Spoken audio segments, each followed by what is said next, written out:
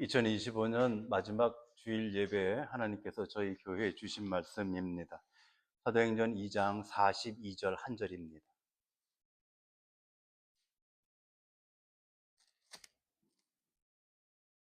42절 한 절을 두 번 읽겠습니다. 시작. 저희가 사도의 가르침을 교제하며 떡을 떼며 기도하기를 전혀 싫습니다. 저희가 교제하며 떡을 떼며 기도하기를. 아멘. 오늘은 배우고 가르치는 교회, 배우고 가르치는 교회라는 제목으로 오늘 말씀을 함께 나누겠습니다. 이스라엘 백성들이 광야에 도착하고 나서 45일이 지나고 나자 하나님께서는 그분의 종 모세를 시내 산으로 불러올리셨습니다. 시내 산은 우리나라 한라산보다도 많이 높은, 그리고 온통 바위로만 되어 있는 악산 중의 악산이죠. 그 시내 산 정상까지 하나님은 모세를 8번 불러올리셨어요. 어느 때는 올라온 당일날 내려가게 하시고, 그리고 그 이튿날 다시 불러올리시기도 하고, 어느 때는 40일을 물 한 모금 못 마시게 하고 금식하게 하신 그 하나님이 내려보낸 그 이튿날 또다시 불러올리시고, 그렇게 해서 8번을 불러올리셨던 그 하나님은 오직 말씀을 주시기 위함이었죠. 그때 모세의 나이가 80살이었습니다. 그런데도 성경에는 모세가 단 한 번도 투덜댄 적이 없다, 투덜댄 흔적을 찾을 수가 없습니다. 모세는 원래 투정이 많은 사람이었습니다. 투덜대는 사람이었습니다. 하나님께서 그를 애굽에 가서 백성들을 이끌고 나오라고 명령하실 때, 저게 감히 하나님 앞에서 할 소린가 싶을 만큼 그는 하나님의 말씀을 거부하고 투덜댔습니다. 그러던 그가 변한 것이죠. 80난 노인을 마치 특공대라도 되는 것처럼 8번이나 그 높은 고산을 불러 올리심에도 불구하고 모세는 단 한마디도 투덜거리지 않습니다.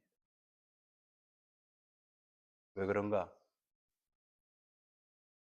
모세는 하나님의 말씀이 얼마나 위대하고 하나님의 말씀이 얼마나 소중한가 하는 것을 뼈저리게 배웠기 때문에 그렇습니다. 어디서 배웠는가?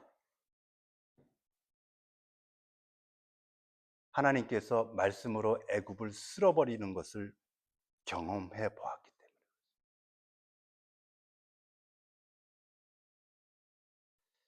하나님은 그 모세를 이 세상에서 가장 온유한 사람이라고 평가해 주셨습니다. 모세는 원래 온유한 인간이 아닙니다. 모세는 사납고 거친 남자였습니다. 그런데 그가 어떻게 사람을 맨손으로 때려 죽일 만큼 사납고 거친 인간 모세가 그렇게 온유한 사람이 되었는가? 그가 하나님의 말씀을 받아들였기 때문에 그렇습니다. 모세가 시내산에서 40일 금식을 하고 어느 날 내려올 때 하나님께서 그에게 손수 만드신 돌판에 손으로 직접 써주신 말씀, 십계명을 들려주셨습니다. 모세가 그것을 가지고 산 아래로 내려와 보니 산 아래에서 기다리던 백성들이 과간이었습니다. 애굽의 우상 금송아지를 그들이 만들어 놓고 광란의 춤을 추었습니다. 그날 그 광란의 춤을 추던 그들 3천 명이 하나님의 저주를 받아서 죽었습니다. 그들에게는 금이나 은이 살 길이요 말씀이요 길이요 진리요 생명이라고 생각했었던 것이죠. 길과 진리와 생명은 오직 말씀인데 말입니다.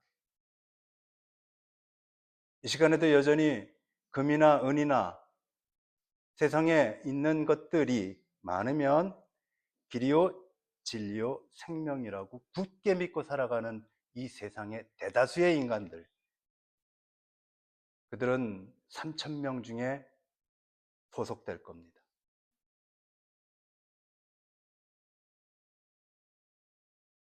그날 그렇게 죽은 3천 명의 숫자의 이야기는 그날로부터 1500년이 지나서 사도행전 2장 베드로의 오순절 설교를 다 듣고 난 뒤에 베드로를 통해서 들려오는 하나님의 말씀을 받은 자들 3천 명이 살아났습니다. 1500년 전에는 하나님의 말씀을 받지 않은 자 3천 명이 죽었는데 1500년이 지나고 난 뒤에는 하나님의 말씀을 받아서 메타노니아, 자신의 생각과 가치와 사상을 전환, 노니아 180도 뒤바꿔서 걸어간 그들은 모두 살았습니다. 삶과 죽음 사이에는 무엇이 있었는가? 사람이 사는 것과 사람이 죽는 것 그 사이에는 건강이나 약함이나 잘남이나 못남이나 가진 것이나 못 가진 것이나 이따위 것들이 관여하지 못한다. 사람들은 그것이 관여하는 것인 줄 알고 삽니다. 건강, 병든 거, 가진 거. 산 자와 죽은 자를 가르는 유일한 그 갈림의 이유는 말씀을 받았느냐 아니면 말씀을 받지 않고 살아가느냐 이것뿐이죠. 오직 하나님의 말씀이 인생을 가르고 생명을 가른다. 말씀을 받아들이고 말씀에 붙들려서 살아가는 여러분이 되기를 축복해 드립니다.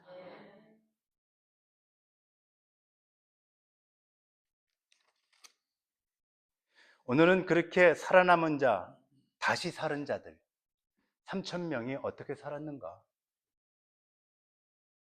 그들은 살아난 것으로 끝나는 건가? 그들은 메타노니아 이후의 인생을 어떻게 살았을까 하는 부분에 관한 말씀을 함께 나누려고 합니다. 지난 시간에도 말씀을 드렸지만 그들은 곳곳에서 교회의 불씨로 살았습니다.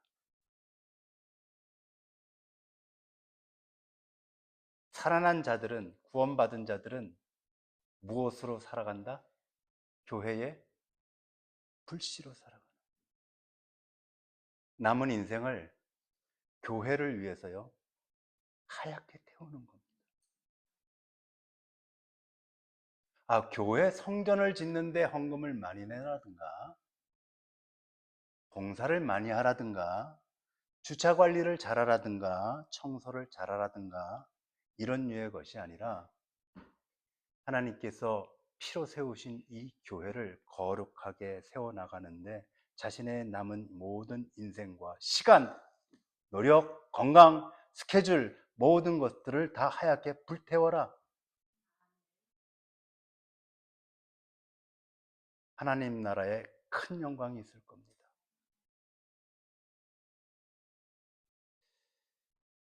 그래서 오늘 그들이 이루어 나가는 그 교회의 속사를 들여다보는 시간인데 본문 2장 42절 앞서 읽은 그 말씀을 한 번만 더 읽을까요? 42절 시작. 저희가 사도의 가르침을 받 교제하며 떡을 떼며 기도하며 전혀 심수. 아멘, 아멘. 이 한 줄의 말씀 말입니다.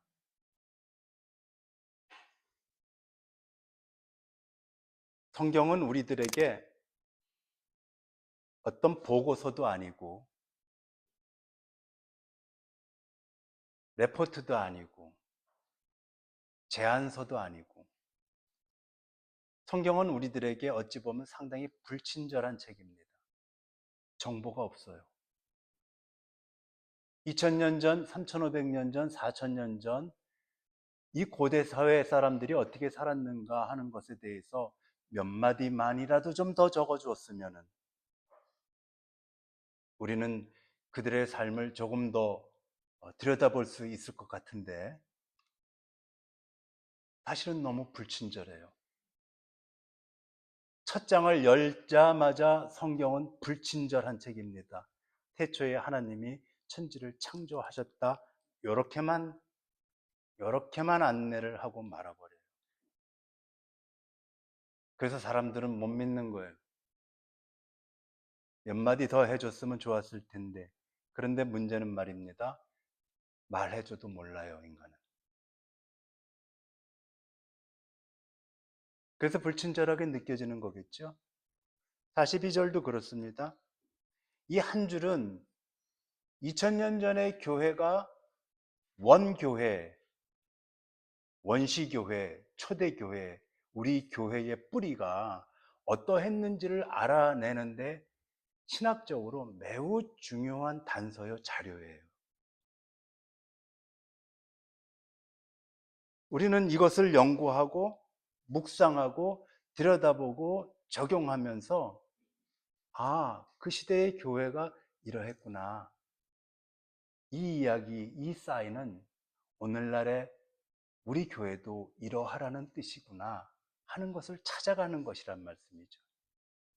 24절에 42절에서는 네 가지를 말씀하십니다. 첫 번째는 교회는 그들은 어떻게 했는가? 그들은 가르치고 배웠답니다. 첫 번째 뭐요? 가르치고 배웠다는 거예요. 두 번째는 서로 교제를 나눴다는 겁니다. 이거는 다음 시간에 나눌게요. 그리고 세 번째는 그들은 성찬식을 반드시 했었다는 겁니다. 세 번째, 그들은 기도를 했다는 것입니다. 그렇게 어려운 건 아니에요. 이렇게 네 가지밖에 없어요. 별것도 없구나. 왜 그런 마음이 들을까? 교회가 너무 많은 것들을 하려고 든다나. 교회가 너무 많은 것들을 하려고 드는 세상 속에서 우리가 많이 습관화되어 있고, 교회는 그렇게 많은 일을 갖다가 하라고 세워주신 곳이 아닌데 말입니다. 여기에만 붙들려 있어야 돼요, 성도는.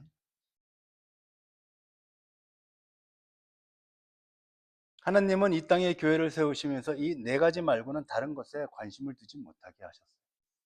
관심 둘 시간도 없어요. 둬도 안 돼요. 2주 전에 제가 여러분도 아시는 높은 뜻 승희교회를 담임하셨던 김동호 목사께서 새벽 설교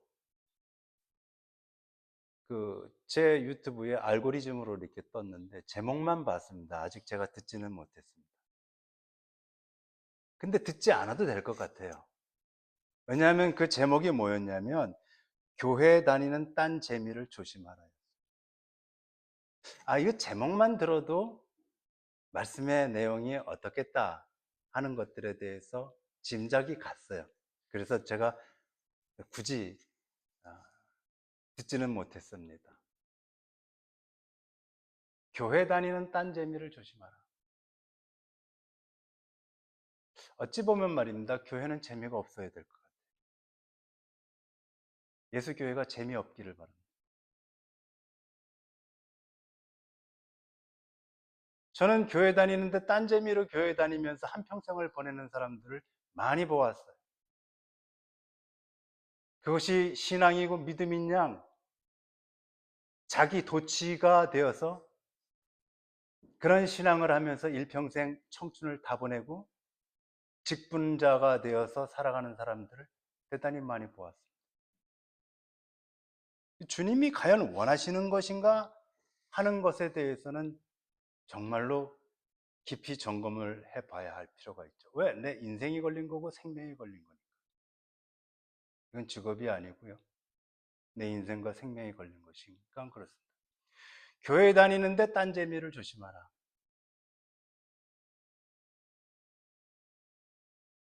우리의 흥미거리나 재미거리를 찾는 것이 방금 전에 말씀드렸었던 네 가지: 가르치고 배우는 것, 서로 영적 교제를 나누는 것.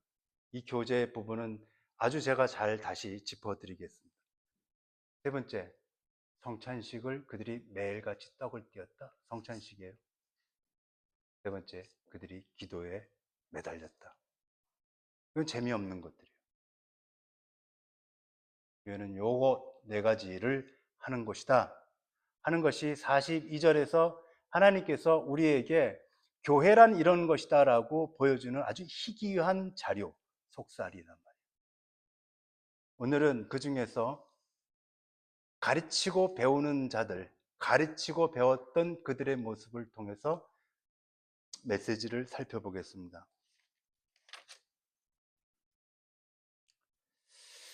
본문에서 가르치는 사람들은 누구인가? 그들은 당연히 제자들이었겠죠. 사도들이었겠죠. 오늘 본문에서는 사도들의 가르침을 받았다, 교회가. 그냥 되지 않는다는 겁니다. 반드시 배워야 합니다. 반드시 배워야 합니다. 누가 가르치든 어떤 방식으로 배움을 배워야 합니다. 다 안다, 멸망의 길입니다. 저는 기쁘면서도 절망스러운 것이 하나 있습니다. 공부를 하면 할수록 모르겠습니다. 이게 요 조그만 책 한 권이 이렇게 막막한 건지 날마다 좌절합니다. 그래서 제가 반드시 배워야 한다는 겁니다. 아는 척하면 안 됩니다. 그건 멸망의 길입니다. 알죠? 창세기서부터 계시록까지 줄줄줄줄 스토리를 꿰고 있는 분들 많지요. 그거는 뭐 세상 흔한 겁니다. 그거 말고요. 그것 말고요. 앞서서 말씀을 드렸죠? 소의 4개의 위를 거치는 음식처럼 곱씹고 곱씹어서 마지막 4위, 네 번째 위에는 죽처럼 되어 있는 것을 저는 보았다고 그랬지 않습니까? 그건 곧바로 살이 되고 피가 되는 것들이에요. 말씀이 살이 되고 피가 되고 내 인격이 되고 행동 지침이 되고 인생이 되게 하는 거. 그게 바로 아는 거죠. 오늘 본문을 가리키는 사람들은 사도들이었습니다. 사도들은 그 이전에 뭐였죠? 제자들이었습니다. 제자들은 그 이전에 뭐였죠? 예수님으로부터 배운 사람들입니다. 3년을 꼬박 예수님으로부터 배웠습니다. 예수님으로부터 뭘 배웠는가? 제자 교육 받았는가? 성경 공부했는가? 아니요. 예수님으로부터 배운 것은 딱 2가지입니다. 지금도 역시 마찬가지입니다. 하나는 구원받은 자가 누리는 천국에 대해서 배웠습니다. 기억하십시오. 뭘 배우는가? 구원받은 자가 누리는 천국은 어떤 것인가 하는 것에 대해서 예수님은 항상 가르쳐 주셨어요. 왜? 소망을 갖게 하기 위함이었어요. 두 번째는 천국 소망을 가진 자가 이 땅에서 살아가는 인생살이를 얼마나 굳세고 바르게 살아가야 하는가에 대해서 가르쳐 주셨어요. 천국과 그리고 이 땅과 2가지의 삶의 모습을 가르쳐 주셨어요. 이거예요. 예수님이 우리에게 가르쳐 주신 것은 이겁니다. 제자들은 3년 동안 꼬박 배웠습니다. 그래서 우리는 이제 이렇게 생각해 볼 수 있습니다. 사도들이 교회에 가르침을 주었다라고 얘기하는데 그들은 뭘 어떻게 가르쳤을까? 사도들이 가르친 것은 무엇일까? 예수님으로부터 받은 것을, 가르침 받은 것을 가르쳤겠구나. 그렇지 않았겠습니까? 그것들이 뭐합니까? 금을 깁는 것을 가르쳤겠습니까? 베드로가 예수님으로부터 배운 것을 가르쳤습니다. 그래서 예수님이 그들에게 무엇을 가르쳤는가 하는 것을 우리가 알면 그 사도들은 초대 교회의 성도들에게 무엇을 가르쳤고 그들은 무엇을 배웠는지를 알게 돼요. 맞죠, 여러분? 예수님은 무엇을 가르쳤는가? 예수님은 어떻게 가르쳤는가? 예수님은 때로는 수많은 무리들 앞에서 가르치셨어요. 끝도 한도 없이 사람들이 몰려온 군중들 앞에서도 가르치셨어요. 그런가 하면 예수님은 12명의 제자들만 따로 떼어서 특강을 하셨어요. 예수님은 산 위에서도 가르치셨어요. 산상수훈. 예수님은 들판에서도 가르치시고 바닷가에서도 가르치셨어요. 예수님은 물 위를 걸으면서도 가르치셨고 밥을 드시면서도 가르치셨어요.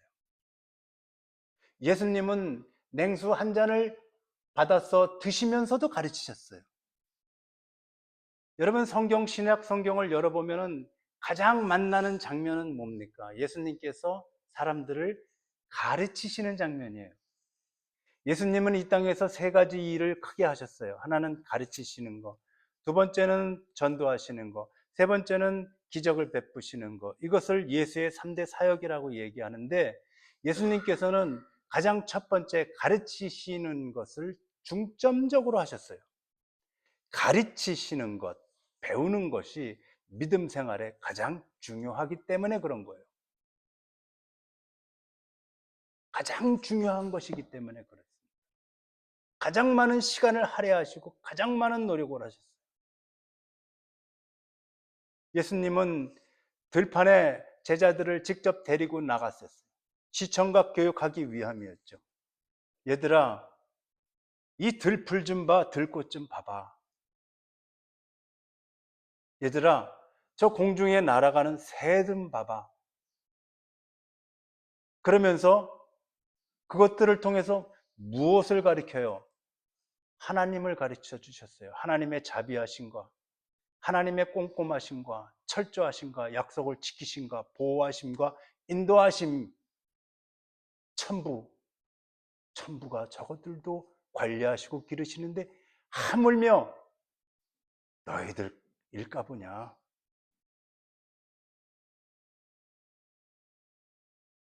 예수님은 제자들을 어느 날 포도원에도 데리고 가셨죠. 포도나무에서 떨어져 나간 가지 하나를 주우셨어요. 그날 일부러 가셨어요.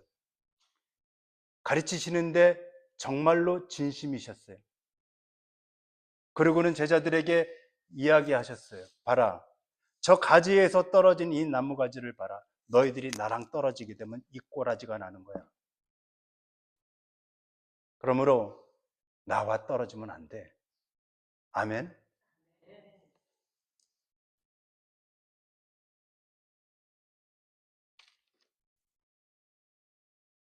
예수님께서는 이러한 모든 것들을 가르치시면서 특별히 중요한 것 한 가지를 당부하셨습니다. 이거 되게 중요합니다, 여러분. 마태복음은 모두가 28장으로 되어 있어요. 28장이 답니다. 근데 마태복음의 28장의 마지막 말씀은 20장입니다. 그러니까 마태복음의 전체 말씀의 핵심 딱 정리한 말씀이 20절이에요. 20절에는 뭐라고 얘기하느냐? 내가 너희에게 가르친 것을 너희는 가르치고 지키게 하라. 내가 너희에게 가르친 것을 너희는 누군가에게 가르쳐주고 그것을 반드시 지키게 하라. 보라, 내가 세상 끝날까지 너희와 함께 있을 것이다. 이것이 마태복음 28장 20절의 말씀이에요. 내가 너희에게 가르친 것을 너희가 세상에 가르쳐야 해. 먹고 꿀꺽하면 안 돼. 먹고 내 믿음이 이런 거다. 내가 믿음이 좋은 사람이야. 나는 이런 것도 알아. 너희들 에스겔서에 있는 그 내용들, 요엘서에 있는 내용들, 욥기에 있는 내용들, 신명기에 있는 거, 레위기에 있는 거, 열왕기 상하에 있는 거, 그 복잡한 말들 나만큼 알아? 나는 성경을 20번 읽었어. 10번 읽었어.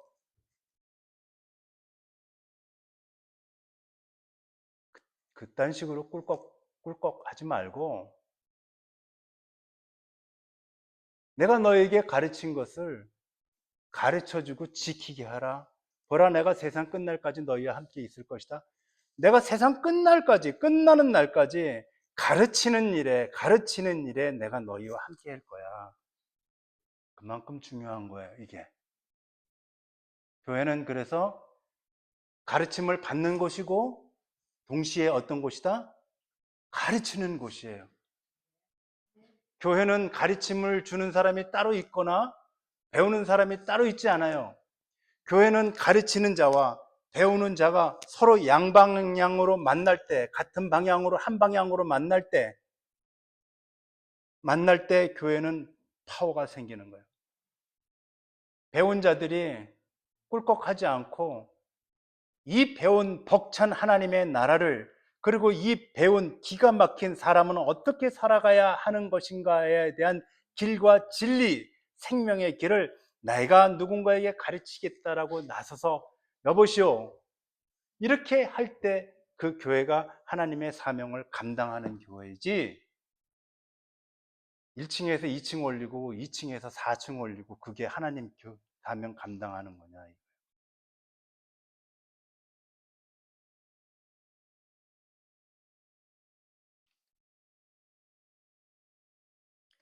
그러므로 제자들에게 하나님께서 가르치신 것은 제자들만을 위한 것이 아니에요. 절대. 이제는 알게 됐죠? 42절은 정말로 기가 막히고 아름다운 말씀입니다. 사도들이 가르쳤다라고 얘기해요. 이 인간들이 누굴 가르칠 사람들입니까? 이것들이 누굴 가르친들, 그 듣는 사람들이 믿겠습니까? 콧방귀 끼겠습니까? 콧방귀나 끼지? 어이구 아이고 너나 잘 살아. 너나 잘 살아. 네가 뭐라고 우리한테 가르치고 그래. 그런데 편했습니다. 예수가 체포돼서 십자가에 끌려갈 때 도망가고 배신하고 부인하던 그 모질이들, 남자도 아닌 것들, 그것들이 변했습니다. 오늘 본문은 사도들이라고 주님께서 그들에게 명칭을 바꾸셨어요.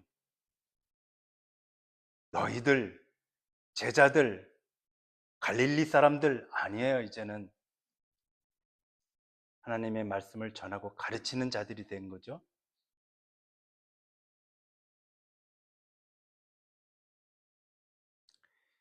초대교회가 세워졌던 이때는 우리가 다 아는 것처럼 로마가 통치하던 시대죠. 로마는 군사력으로 모든 것을 다 통치하고 있었는가? 그렇진 않죠. 군사는 일부였습니다. 로마는 세상을 뭘로 통치했는가? 로마는 세상의 초인류 국가였습니다. 로마는 엘리트 집단이었죠. 인류 지성인들의 집단, 지식인들의 집단이 바로 로마였습니다. 로마는 사회, 경제, 문화, 예술, 과학, 기술 모든 면에서 당시에 엄청난 정보와 지식 축적하고 있었던 지식 집단이었죠.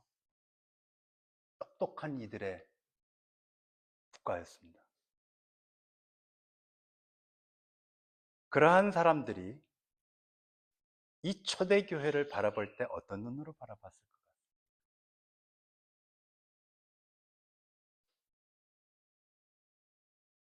초대교회는 대부분이 극빈계층, 병든 사람들, 전쟁 포로들, 노예들, 여자들, 노인, 아이들,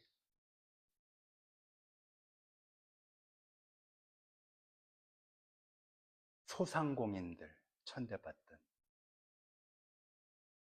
노동자, 자영업자들, 이런 이들이 초대교회를 이루는 구성원들이었어요. 그러면 방금 전에 제가 여러분에게 말씀드린 것처럼 초엘리트 집단, 지식 집단, 로마가 바라보는 그들은 어떻게 보았겠습니까? 원하죠. 무시하고 조롱하고. 기독교는 이 초대교회가 이렇게 사도행전에서 시작이 되면서부터 핍박의 길에 들어가죠. 로마는 기독교가 엄청난 권세와 세력으로 로마를 집어먹을 것 같으니까는 핍박했을까요? 그 정도밖에 되지 않았을까요, 로마가? 로마는 말입니다. 이 무식한 집단, 무지한 인간들, 무지한 종교 집단 모임을 너무나도 하찮고 지나가는 지렁이처럼 생각을 하고 함부로 대했어요.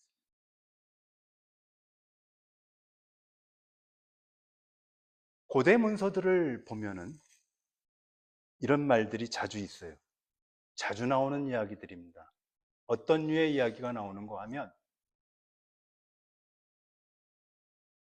저 그리스도인들은 앞이 안 보인다. 뭔 소리입니까? 저것들은 미래도 희망도 없는 집단들이다. 한심하죠. 얼마나 한심했겠습니까? 교회가 큰 건물이 있는 것도 아니고 모여야 10명, 많아야 20명, 5명. 그런데 그들을 바라보는 초엘리트 집단인 로마는 그들을 그래, 저 구성원들을 좀 봐봐. 어머나, 저 가리킨다는 놈 좀 봐. 저건 또 어디서 나온 말벽다기 같은 놈이 나와가지고 그걸 가르쳐. 앞이 안 보이죠? 암담하죠? 미래가 없는 것들입니다. 세상이 바라볼 때 교회가 미래라고 생각하지 않습니다, 여러분. 지금도. 이 세상이 교회가 미래라고 생각하던가요?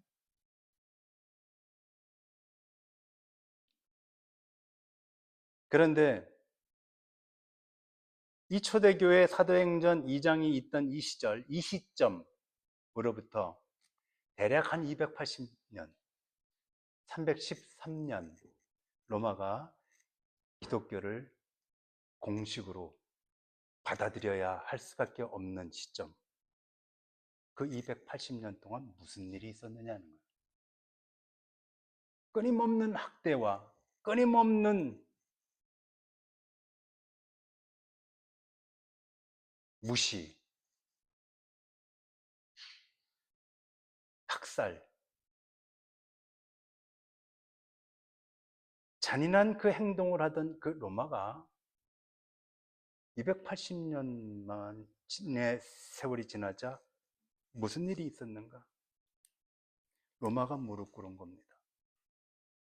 초엘리트 지식 집단이 그 하찮은 것들로 보이던 기독교에게 무릎 꿇었습니다. 이유는 뭔가?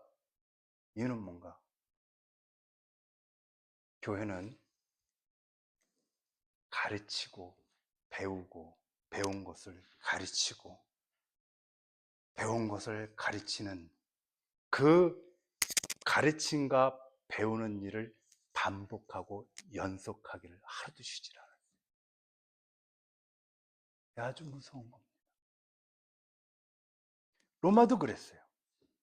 로마도 가르치고 배우고 배운 것을 가르쳤습니다. 그들이 가르치고 배운 것은 무엇인가? 세상의 지식, 세상의 기술, 세상을 어떻게 잘 살 수 있느냐라고 하는 세상 방식이었어요. 교회는 무엇을 가르쳤는가? 교회는 무엇을 가르쳤는가? 앞서서 예수께서 제자들에게 가르쳤던 것, 구원받고 만나게 되는 저 위대한 하나님의 나라, 그 영광, 그 웅장한 세계를 가르쳤어요. 또 하나, 이 땅에서 어떻게 살아야만 바르고 굳세게 살아가는 것이냐, 어떻게 살아야만 사람답게 사는 것이냐, 뭐가, 무엇을 소유해야 내가 진정한 가치를 소유할 수 있는 것이냐라고 하는 참된 지혜, 지식, 진리를 가르쳤어요. 뭐가 이깁니까? 기독교가 이깁니까? 로마가 이깁니까? 네. 다시 말하려고 그랬어요. 대답 안 하면. 우리가 이기는 거예요. 세상을 넉넉히 이긴다는 말은 바로 이겁니다, 여러분. 내가 기를 쓰고 열심히 오늘도 나가고 내일도 나가고 해보는 데까지 해보자. 돈이 이기나 내가 이기느냐? 그런다고 세상이 이겨지는 것이 아니라 하나님의 나라, 하나님의 가르치심, 그것을 나의 모든 것으로 다 배우고 익혀 나갈 때 지식 같지도 않은 지식, 지혜 같지도 않은 지혜, 길도 아닌 것, 진리도 아니고 생명도 아닌 이 세상, 별것도 아닌 것, 이것을 하나님의 나라로 이겨내는 것, 이것이 세상을 이기는 거예요.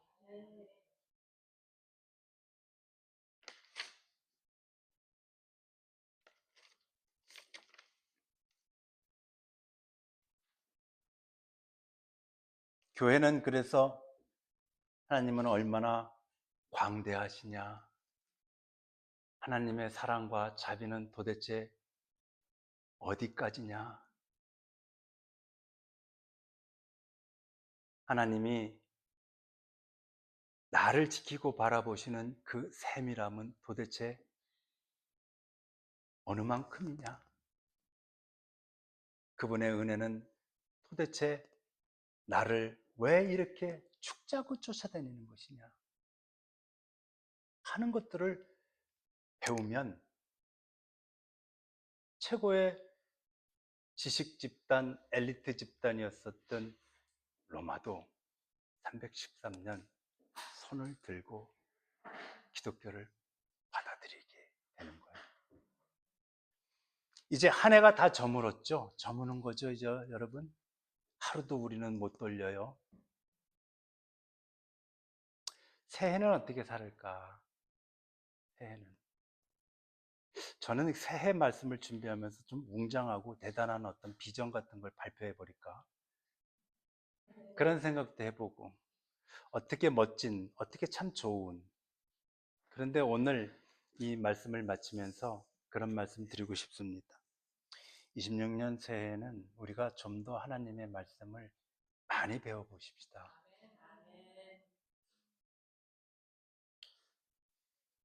나의 영혼의 생각의 삶의 빈 공간을 이제는 하나님의 말씀으로 한번 다 채워나가 보십시다.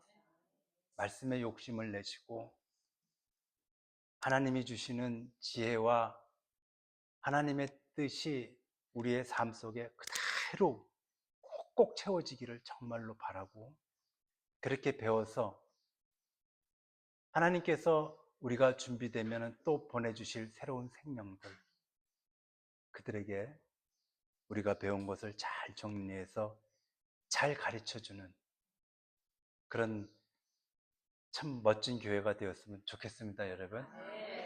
그런 교회가 되기를 축복해 드립니다. 기도드리겠습니다.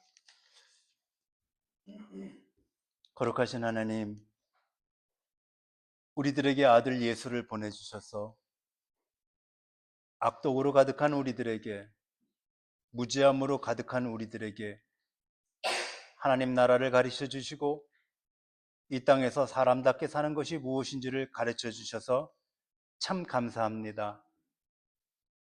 예수 그리스도의 목숨을 건 가르치심이 없었다면 여전히 우리들은 우리의 제잘난 맛으로 똑똑한 척하고 현명한 척하면서 어둠의 길을 걸어갔을 터인데, 예수 그리스도의 가르쳐 주심을 받아서 올 한 해도 이만큼 걸어올 수 있었습니다. 예수교회가 우리들이 꿈꾸는 교회가 되지 않게 하옵소서. 예수께서 바라시는 교회가 되기를 간절히 원합니다. 예수님으로부터 받은 가르치심과 사랑을 아낌없이 전하고 나누는 교회가 되게 하옵시며, 드러나는 겉모습을 자랑치 못하게 하옵시고 내면이 예수의 가르치심으로 깨끗해지고 가득 찬 교회가 되게 해 주십시오. 이제 올 한 해의 마지막 예배를 드립니다. 올 한 해의 허물과 미숙함과 실수들을 딛고 일어서서 희망찬 새해에 새로운 교회로 걸어가게 해 주십시오. 예수님의 이름으로 기도드렸나이다. 아멘.